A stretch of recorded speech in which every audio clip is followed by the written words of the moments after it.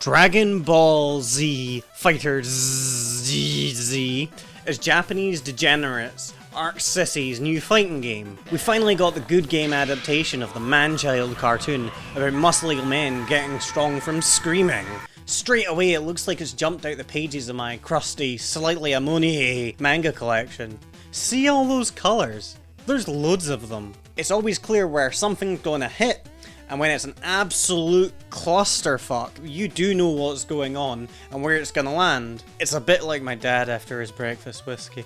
The controls are tight and responsive, and unlike other lower level games in the genre, our standardized high attacks, anti-airs, and specials no longer require memorizing awkward button presses. Finally, game designers are actually considering this good, and they're not just wrapping up archaic design as skill. Ultra intellectuals, however, have to deal with non-nerd normies. God, I fucking hate normies. They use auto combos, which are done by mashing a single button. Some say, you know, these combos aren't that strong and learning proper combos is always better, but who gives a fuck? Matches are a fun, constant whirlwind of combos and flashy blasts. Much like fending off my father, the weakness of the game is defense. Everyone's strategy is just fucking smash them. In offense it's like, yeah! And on defense it's like, I mean, it's at least accurate to my childhood watching Dragon Ball Z and zoning out for it to be over.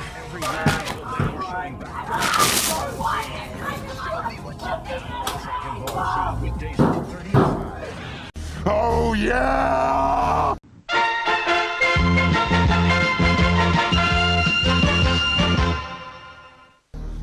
Yeah! They could also do far more to make it DBZ. Other DBZs were much more shitty, but they had flying, smashable environments, items, a lot more to do with customization, and more than just fucking palette swaps in the costumes. And especially, they had more than literally one transformation in the entire game. But what is there is really fucking detailed. As for modes, the main story is repetitive as fuck. It drags out, is full of lame dialogue and awkward shouting, so it's more or less the perfect DBZ adaptation.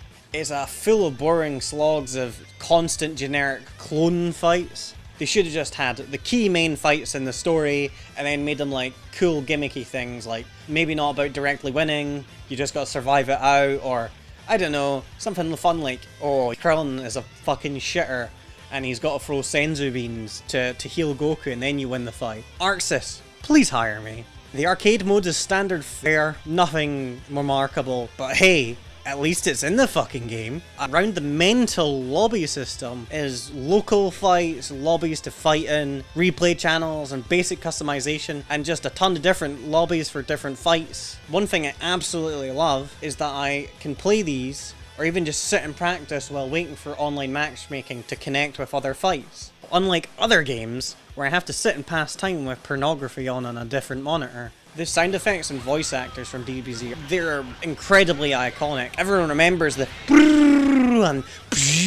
and the music fits the personalities really well. All of the main vapid heroes have generic dad butt rock. The villains practically have boss themes from other games, so Cell has a Pokemon gym leader theme, Frieza and Goku Black have pretty much almost like JRPG villain themes. My favourite is Gotenks, because it's bright and dumb and it fits, cause that sums up the piece of shit character that he is. I fucking hate him so much.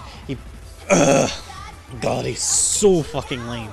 The roster is pretty damn good, but you'll always have that mouth-breathing, oxygen stealer, Punko Bop wielder complaining. I mean, it's small, but the favourites are there. There's Pink Goku, Black Goku, Blue Goku, Old Goku, and I think the non-canon Yellow Goku. My personal team, no one else is allowed to use, is Android 16, Goku Black, and Cell, God amongst men.